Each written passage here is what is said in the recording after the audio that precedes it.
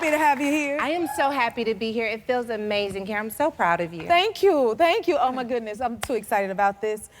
First of all, you look amazing. Well, you know, we're at the Jennifer Hudson show. You doing it, girl. Thank you. You are living it up. Now, your father is Pastor T.D. Chase. Yes. That is awesome.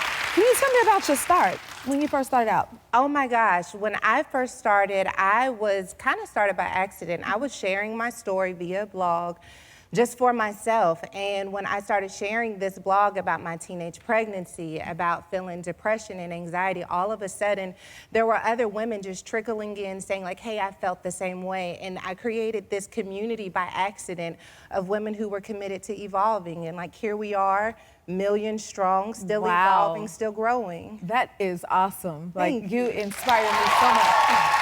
I'm a follower of you, and I have to ask you, where do you get your confidence from? My confidence comes from me recognizing that I have been through hell and back, and I'm still here. Yes. And if I'm still here, I believe that there's a purpose for my breath. And so I am confident in the purpose that remains regardless of what I've gone through. And so I lean into that instead of being just caught up in all of the shame that I once felt. It's about what is left for me to do in this earth. And I believe that it's valuable. Wow. Wow. Okay, you said earlier you had a baby when you were 14 years old. Would you say that's a part of your journey and a part of your testimony today? For sure it is. I did not know that. When I first got pregnant, I thought the worst thing that could happen is like, I'm gonna get grounded, I'm gonna be in trouble. That's how young I was, that I wasn't even thinking about the implications of what it means to be a parent at 14. And it probably took me 10 years of shame, depression, anxiety before I got to this place where I said, you know what? I have got to come to a place where I am not letting one choice define me for the rest of my life. What other choices do you want to make with the rest of your life? And I believe that that is where the start of me becoming the best version of myself began. Woo! When you speak, it's so powerful and impactful. I watch her every Sunday, y'all. This woman is an amazing speaker and a woman of God. So you really inspire me. Now, you and your husband been married for 10 years? Yes, we're coming up on 10 years in November. I'm so excited. Congratulations. Thank you. What was y'all, do you remember your first date? I do. Okay, so Jennifer, you have to realize, so you know, I had this pregnancy. I went through toxic relationship after toxic relationship. So every relationship I ever had was like a situationship that turned into a relationship, maybe, you know, maybe it became a relationship.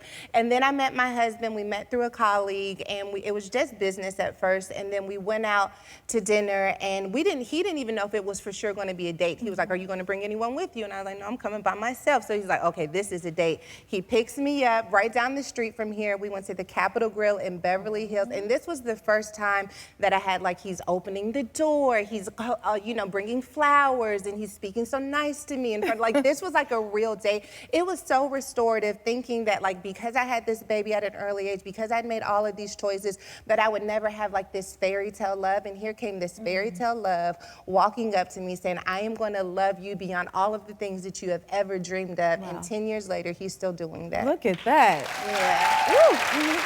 Is that how you knew he was the one? Like, you know how I knew he was the one? It's because he addressed insecurities that I didn't even bring to him. I was at a place where I was comfortable loving myself and loving my children. I'm a single mother, this is my story, whatever.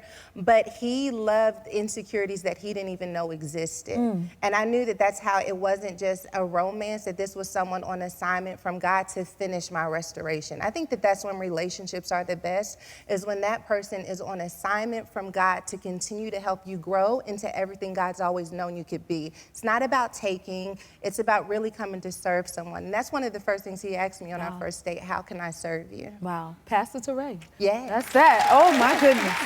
And together you guys have 6 kids. What's your favorite thing about being a mom? My favorite, okay, so my kids are 27 to 8 years old. So we're like going through all the struggles at one time. But my favorite thing is for the older kids, they've like moved out, they're paying bills, and now they're like just so grateful that like for their lives and seeing them figure out what adulthood means. And for my 14-year-old and 8-year-old, I think it's seeing them relive stages of my life that were traumatic, but seeing them relive it in joy. So it helps me to see that like we're already breaking generational curses because they have more joy than I had in some of those stages. I have to ask this. Do you think any of them will follow in both of you guys' footsteps?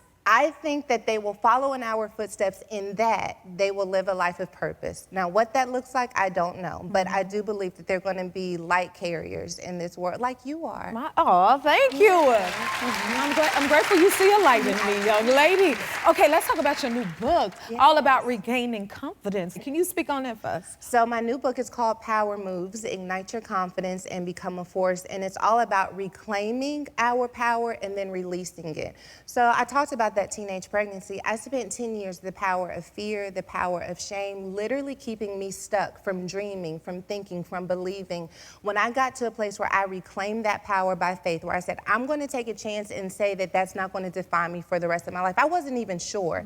It was literally a belief by faith, but I'm just going to take a chance and act as if I don't think it defines me and live as if I am still worthy of love. I reclaim my power from shame, and then I begin to release it into the world. And so this book is all about reclaiming your power and then releasing it, making those type of power moves that you would make if you were the most confident version of yourself. Did y'all catch that?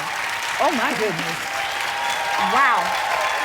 I need a pen in the pad so I can take some notes.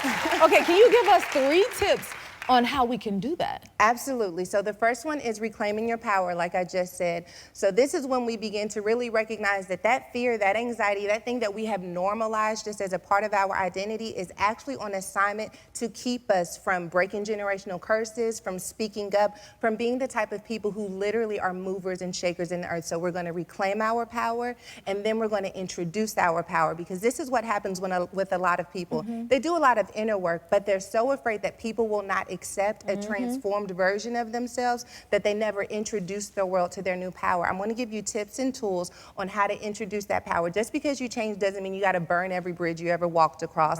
You can maintain the relationships that you value while also maintaining your integrity. And then we are going to release it again into the world. And that is when we begin to recognize that my life is not just confidence so that I can feel good. My life is to make this world a better place. And if I'm going to be a force, I've got to release this power into the world. I promise you, when you called me years ago and asked me would I just pray over the set, over the crew before you started the show, it let me know that you were not just taking a gig. You were not just taking a show. You recognize that I'm going to be in people's homes and I want them to feel better as a result of watching the Jennifer Hudson show. And Jennifer, the testimonies are astronomical. You are doing exactly what you set out to do because you are a force. Thank you. Yes. Thank you for saying that, Sarah. When I started the show, I called Sarah and I asked her to pray over the happy place, what I like to call a happy place. So thank you and I for can doing feel that. it backstage. Everyone's got this joy. They feel like they're a part of something that's bigger than them. That is intentionality and leadership. You earned this spot. Wow. Woo. Oh my goodness. I look up to you so much, even though I'm way older than you, child. But I have to ask you, how I watch you speak all the time and minister. How do you prepare? Usually I had to put on a bonnet. Okay. I need to be in my most natural state. I turn on some worship music. I get nervous anytime I'm supposed to speak because I just honor so much what that moment represents. And so I have to settle myself. I have to remind myself that if I am called to this moment, then God knows who I'm supposed to be when I step into this moment. And so I center myself. I pray. I ask God, like, what is it that you want people to know and to see when I'm up there?